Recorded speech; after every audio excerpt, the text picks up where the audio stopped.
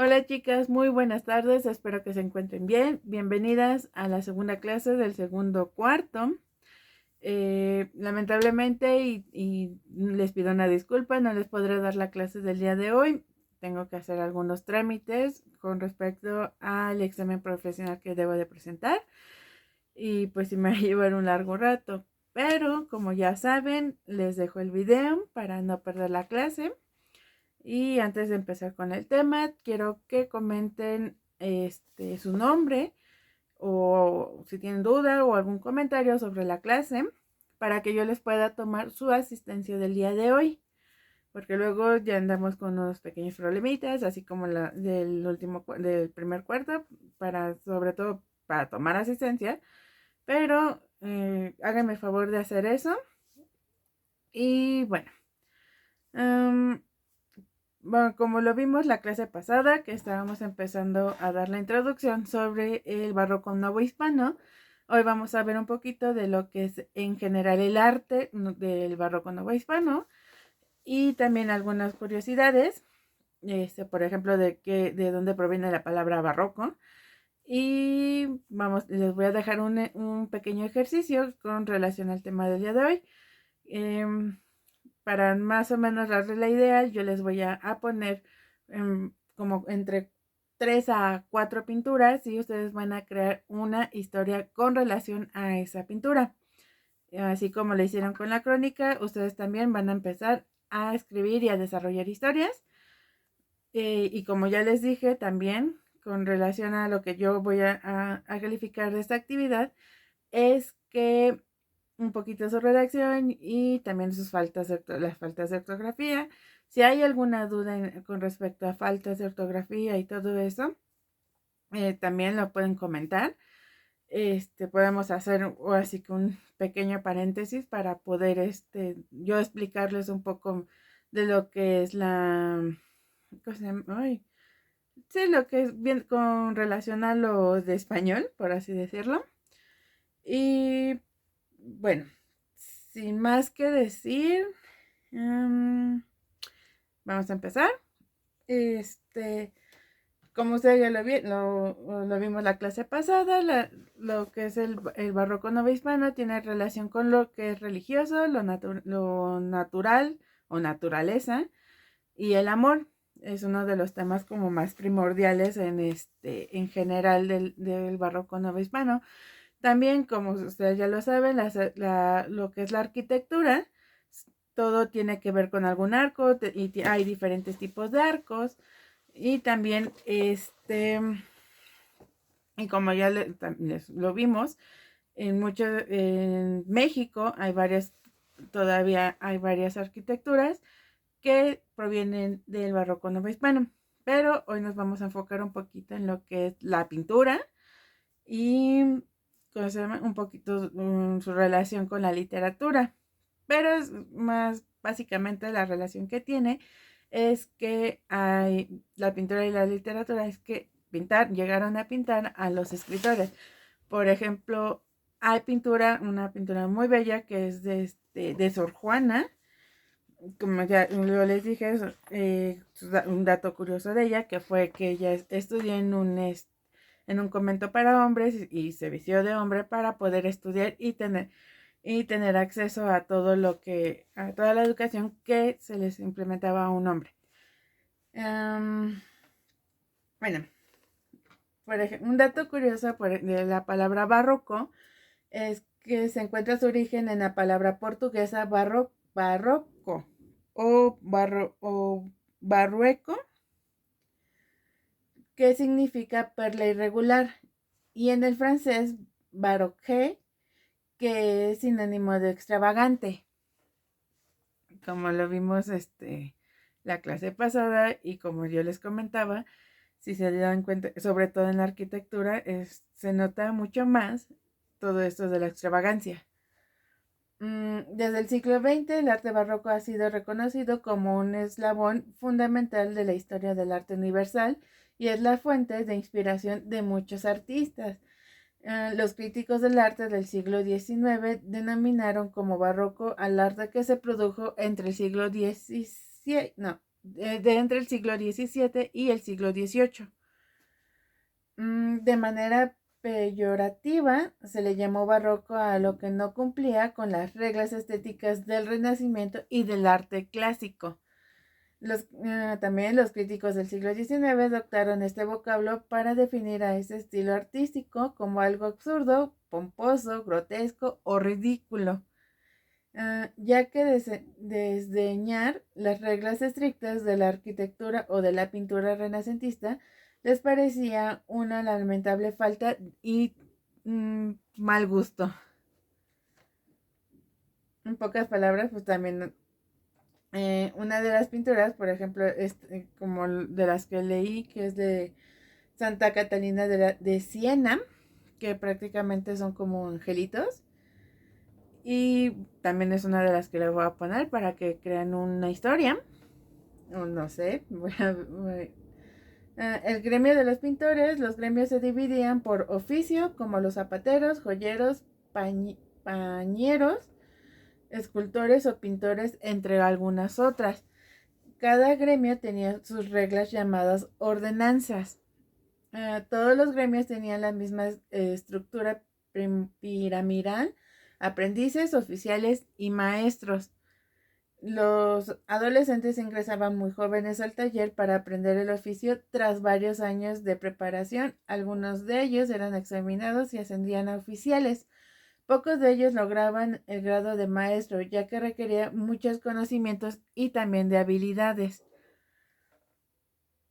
En el gremio de los pintores se regulaban los temas a pintar, los materiales e incluso las técnicas de pintura a utilizar.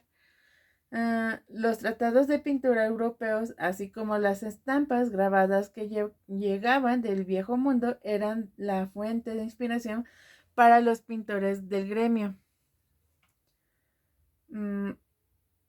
Por ejemplo, también esos pintores contaban con 5 habilidades que tenían que dominar para poder ascender de grado. Dice, saber la preparación de los aparejos se refiere al proceso por el cual se preparaba el lienzo para ser pintado. Este trabajo generalmente lo hacían los oficiales. El conocimiento del volumen, de los cuerpos, del manejo de la luz eran dos características fundamentales en estas habilidades que debería de tener el pintor. Era indispensable que el pintor supiera hacer trazos y tener conocimiento del dibujo para resolver de la mejor manera posible una figura. Casi mucho de estas pinturas era como más para personas, y también contaba mucho los detalles que debería de tener estos dibujos, perdón, esas pinturas. El pintor debía conocer y preparar los pigmentos, tener conocimiento en el dibujo y el escorzo, recursos pictóricos para dar la sensación de profundidad, así como plantear composiciones, novedades y complicadas que le dieran dramatismo a la pintura.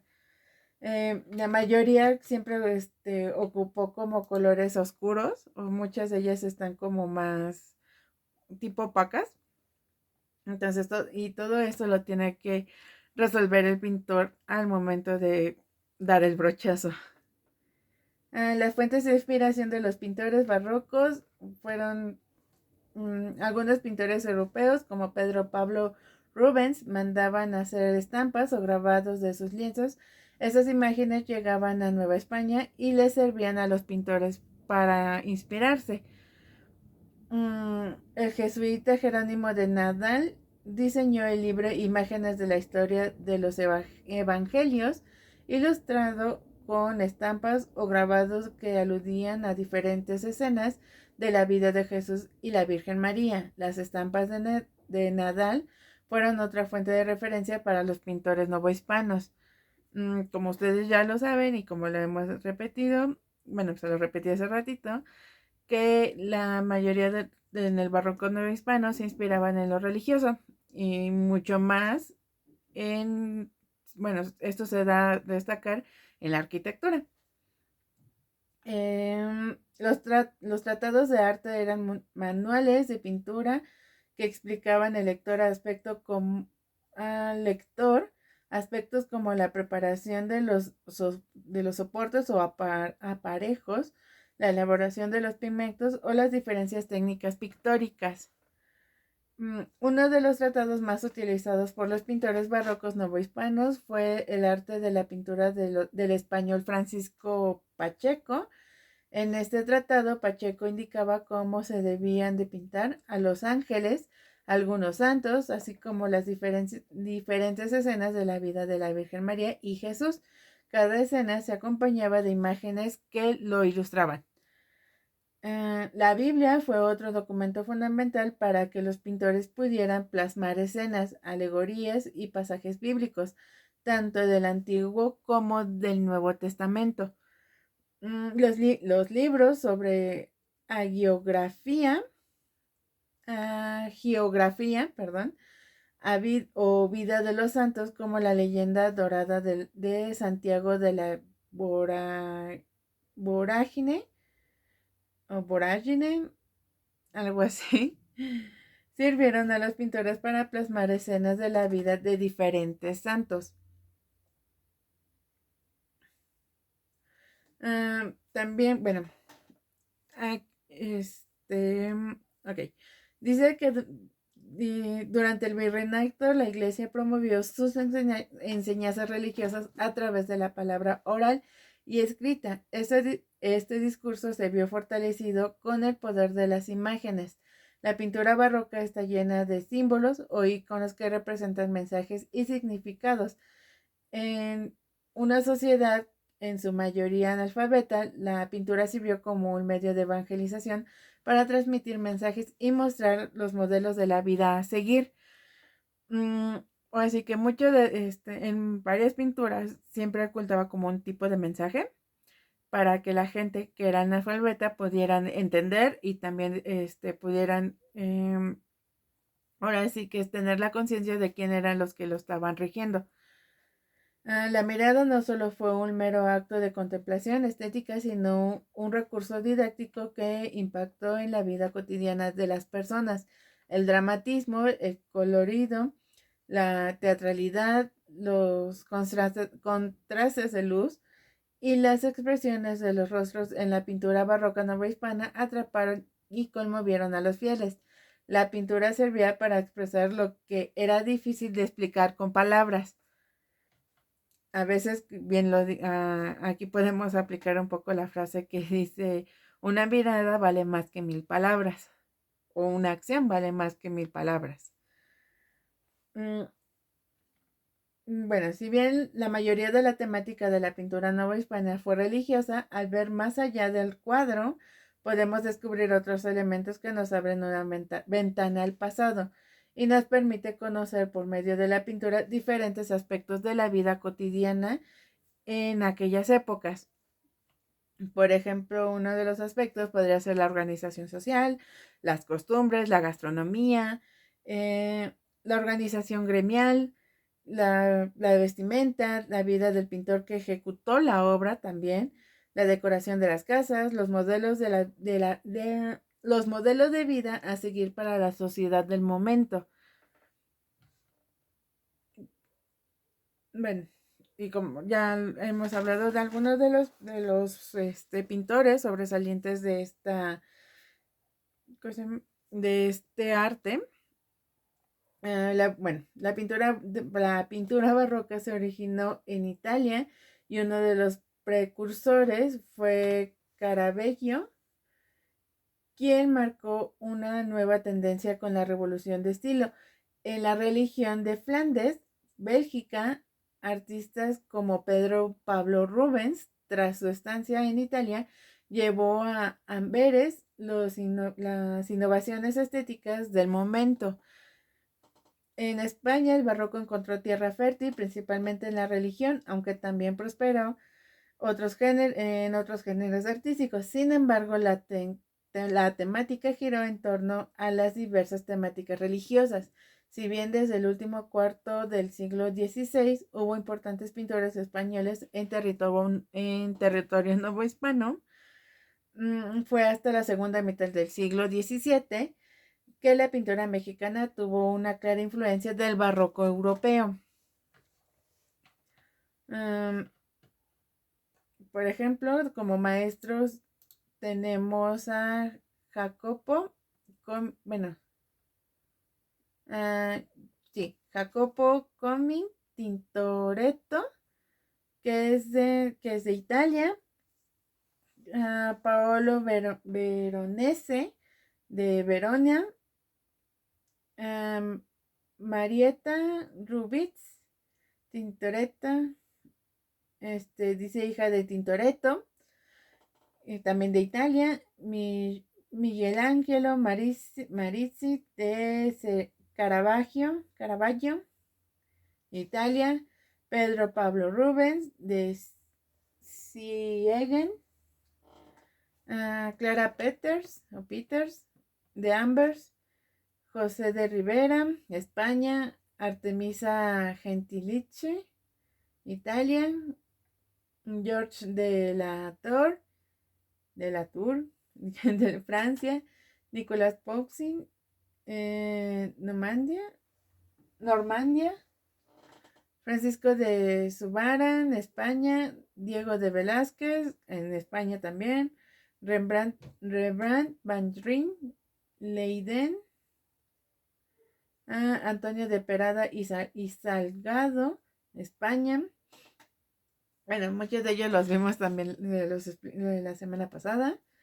Bartolomé Esteban Murillo, España, Charles Lebrun, Francia, Johannes Vermeer, Holanda, Francisco de Goya, que es de España. Bueno, esos son algunos europeos. Por ejemplo, del barroco novohispano está Baltasar de Echave Orión, Andrés de la Concha, Luis Juárez, Baltasar de Echave y Vía, José Juárez, Basilio de Salazar, Juan Correa, Cristóbal de Villalpando, Diego de Cuentas, Nicolás Rodríguez Juárez, Antonio de Torres, José de Ibarra, Miguel Cabrera, Gabriel José de Ovella, Nicolás Enríquez, Juan Patricio Morlet Ruiz, Luis Berrueco, José de Peas y José Alcibar. Bueno, les voy a dejar, por ejemplo, un ejemplo del arte, que es, por ejemplo, de la famosa La Última Cena, que realmente es anónimo, que fue pintada en el siglo XVIII, que es, bueno, la técnica es óleo sobre tela. Dice, durante el siglo XVI y al siglo XVIII, esta escena fue una de las más pintadas por los artistas novohispanos y europeos. Durante el virreinato, la iglesia promovió sus enseñanzas religiosas a través de la palabra oral y escrita. Este discurso se vio fortalecido con el poder de las imágenes. En el pasaje de la última cena se instituyó el sacramento en la Eucaristía, que consiste en la transformación del pan y el vino en el cuerpo y la sangre de Cristo. Respectivamente, antes de dividir el pan para repartirlo entre sus apóstoles, Cristo les anunció su inminente muerte y resurrección. La escena fue muy popular ya que mostraba uno de los momentos más importantes de la vida de Jesús. Y bueno, algunas de las cosas que vienen como mensaje en esta escena es que se nota que el rostro de Judas, que es de un color más rojizo y con una expresión muy diferente a los demás apóstoles. En las representaciones de la Última Cena, a San Juan se le coloca siempre al lado de Cristo. Al ser más joven de los apóstoles, es quien tiene una barba más corta que los demás. También bueno, en esta pintura que les voy a poner, se observa también que está a punto de repartir el pan entre sus apóstoles, y durante la cena Cristo le anuncia a Pedro que esa misma noche lo negaría 3 veces antes de que cantara el gallo. Si se dan cuenta también en todo ese tipo de arte del arte barroco, muestran, bueno, ahorita como se los leí desde de la última cena, o sea, tiene ese algo que la hace especial y habla más allá de lo que todos conocemos. Por ejemplo, está otro que es Bodas de Cana, que también es anónimo, que fue pintado en el siglo XVIII y también es óleo sobre tela. Una de las escenas más reproducidas de la época fue las bodas de Caná del Nuevo Testamento, pues se le colocaban en los comedores o refectorios. El pintor representó a Jesús, su madre y sus discípulos, quienes fueron invitados a una boda durante su estancia en Caná, que es la provincia de Galilea. Durante la boda, la Virgen María dijo a su hijo que el vino se había agotado, a lo que Cristo respondió: Mujer, a ti y a mí, ¿qué?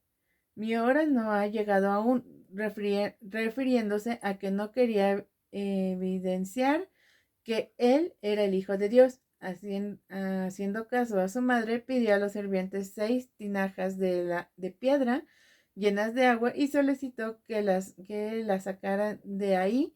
Al salir del lugar, los sirvientes se percataron de que aquella agua había sido convertida en vino. Esto es considerado el primer milagro de Jesús y está narrado en el Evangelio de San Juan. En la pintura, así que se puede observar, la novia viste a la usanza de la época barroca. En el virreinato no acostumbraban vestir de blanco y portar un velo. Estructura piramidal llamada aparador, que se acostumbraba a colocar en fechas especiales para exhibir los objetos valiosos del ajuar doméstico en las casas novohispanas. Algo así como lo que son valijas, vajillas también, jarrones, entre otros objetos de gran valor.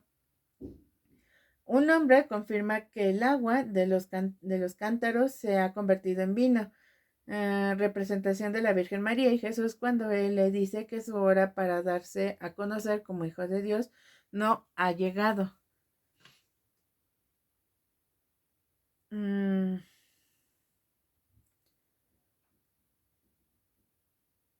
También, bueno, entre otras pinturas, pues está la de Santa Catalina de Siena. También la escena de la vida de San Francisco de Asís. La última, hay otra representación de la última cena. Santísima Trinidad de antropomorfa. Por ejemplo, esa es igual es anónimo. También esta ya es en el siglo XVIII y pues la técnica, la mayoría de técnica que utilizan en el barroco, pues el óleo sobre tela. La Santísima Trinidad antropomorfa, los artistas representan ideas y en ocasiones expresan a través de simbolismos, tal como en la pintura novohispana. Los artistas del barroco tuvieron a su cargo la tarea de plasmar y dar formas a las aspiraciones estéticas de la sociedad, cuya concepción del mundo y de la vida giraba en torno a la religión católica. Dentro de la iconografía religiosa destacan de una manera especial por su abundancia las representaciones de la Santísima Trinidad, ya que se refieren al dogma fundamental del cristianismo, el misterio de Dios uno y trino. Esto es que un Dios hay 3 personas: el Padre, el Hijo y el Espíritu Santo. En la Nueva España, durante los siglos XVIII y a principios del siglo XIX, fue común mostrar a la Santísima Trinidad con 3 personas iguales, por el hecho de representar al Espíritu Santo con forma humana, en lugar de plasmar con la paloma simbólica y estas imágenes se les conoce como antropomorfas. Bueno, en esta obra podemos ver a Dios Padre, que se le representa con un sol en el pecho, que significa fuente de vida. El Espíritu Santo se representa con una paloma en el pecho, y en el pecho del Hijo se encuentra representado un cordero. Esta figura alude al sacrificio. También se pueden ver las llagas de la crucifixión en las manos y en los pies. Por ejemplo, la escena de la vida de San Francisco de Asís es de Luis Berrueco, que fue en el siglo XVIII, y pues ya, como les dije, es óleo sobre tela. Dice, San Francisco nació en Asís, en Umbría, Italia, en 1181. Fue dulce, paciente, perdón, y generoso con los pobres. Con frecuencia visitaba los hospitales, servía a los enfermos y les besaba las úlceras a los leprosos. Un día, cuando estaba rezando ante un crucifijo en la iglesia de San Damián, fuera de Asís, le pareció escuchar una voz que procedía de la escultura, y le dijo 3 veces: Francisco, ve y repara mi casa, perdón, Francisco, ve y repara mi casa, que ves derrumbarse. El santo, viendo que la iglesia era antigua, pensó que le ordenaba repararla. Para la construcción de San Damián, él mismo llevó las piedras y reparó la iglesia. Y en esta pintura podemos ver que, bueno, se las voy a poner para que ustedes las aprecien. Vemos filactería, cinta con leyenda o cinta religiosa. Es en esta donde el Señor le pide a San Francisco: ve y repara mi casa. También observamos momento que representa el abrazo que le da a un leproso, donde toma la decisión de despojarse de todas sus riquezas. Y, por ejemplo, también podemos observar la vestimenta con la que se representa a San Francisco. Es de influencia francesa del siglo XVIII, época en que se acostumbraba usar prendas muy elegantes y adornadas. Y bueno, esos son algunos ejemplos que vienen con la pintura.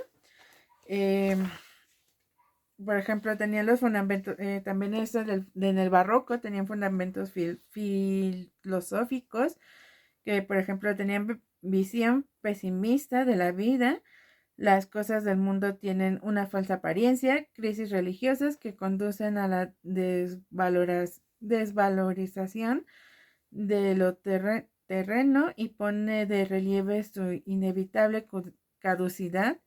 Esta idea de caducidad, unida a la falsa apariencia de las cosas, se convierte en un desengaño que se refleja en las artes, periodo de crisis, dudas y angustias en todos los órdenes de la vida y del pensamiento. Un poquito de su estética del barroco. Para encontrar la belleza hay que excitar los sentidos y la inteligencia, la vista por medio del color y el juego de las luces, claros con oscuros, el oído con música que armoniza silencios y sonidos. Sus principios son la exageración, lo no espontáneo. En ocasiones es muy rebuscado, usa los mismos elementos para que los personalice. Los artistas barrocos adaptan las normas del arte renacentista a su propia individualidad. Es dinámico, tiene movimiento. Por ejemplo, en la literatura, el uso constante de hiperbatón da a las frases un ritmo acelerado. Bueno, pero eso ya lo vamos a ver la clase que viene, ya que empezamos a ver más a fondo lo que es la literatura barroca. Vamos a ver algunos exponentes, sobre todo los principales. Y bueno, en conclusión, ahora sí que como ya les dije, todas estas pinturas que les acabo de describir, se las voy a poner para que ustedes las aprecien.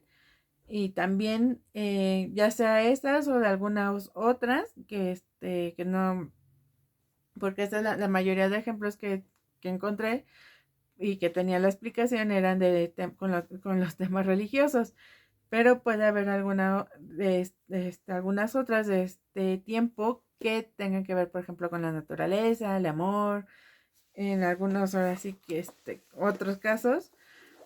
Y es donde ustedes van a hacer el ejercicio de crear una historia, así que una historia con relación a la pintura. Y les voy a dejar los datos como qué pintura es, de quién es, qué fecha fue. Y bueno, no quiero hacer muy larga la clase. Como ustedes saben, la clase dura 1 hora, pero les quiero dejar la siguiente media hora para que ustedes elaboren el ejercicio y lo suban. Y también mm, y pues puedan apreciar más las pinturas que ahorita les comenté. Bueno, eso sería por la clase del día de hoy. Nos vemos la siguiente con lo que es la literatura barroca novohispana. Y vamos a empezar a ver bueno, las siguientes 2 clases vamos a empezar a ver lo que es literatura. Vamos a empezar a ver ah, un poquito sus características. Vamos a ver y empezar a ver exponentes muy importantes, como lo mencionamos hace un rato, que fue Sor Juana. Y bueno, cuídense mucho y nos vemos la siguiente clase.